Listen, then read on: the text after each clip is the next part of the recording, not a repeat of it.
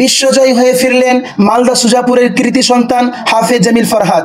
শুধু মালদা নয়, গোটা ভারতের গর্ব। 65তম মালয়েশিয়ার আন্তর্জাতিক কোরআন প্রতিযোগিতায় তৃতীয় স্থান অধিকার করে ভারতের পতাকা উজ্জ্বল করলেন হাফেজ জামিল ফারহাদ। এটি শুধু মালদা সুজাপুরের নয়, গোটা ভারতবাসীর জয়।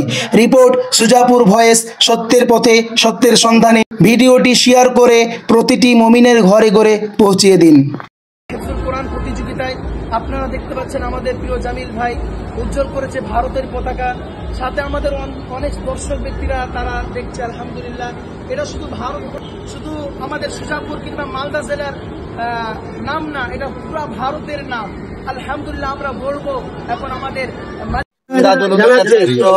আলতাফিয়ার ছাত্র, আফজালিয়ার ছাত্র তথা বাংলাদেশের একাধিক যোগ্য হাফেজদের ছাত্র আমাদের ভারতবর্ষে এরকম আমরা এই খাতা খুলতে দেখিনি। আজকে প্রথম মালয়েশিয়া বিশ্ব জয়ী হয়ে আমাদের এই ভারতবর্ষে জামিল ফারহাদ সাহেব আসলো। তার জন্য আমরা নয়মজার তরফ থেকে আপনাদের আন্তরিকতা, আরো এই রাস্তাটা সুগম হোক, আমাদের ছেলেরা ছাত্ররা আরো এই আন্তর্জাতিক ভাবে এগিয়ে যাক, তার জন্য সকলের ক্ষেত্রে দোয়া থাকলো, আন্তরিক ভাবে ভালোবাসা থাকলো, আশীর্বাদ থাকলো। আসসালামু আলাইকুম।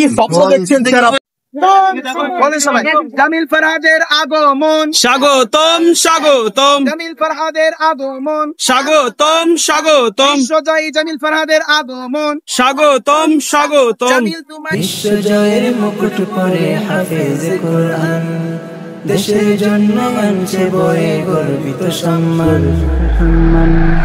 মারহাবান মারহাবান মারহাবা, কোরআনের পাখি জামিল তোমায় জানাই মারহাবা। মারহাবান মারহাবান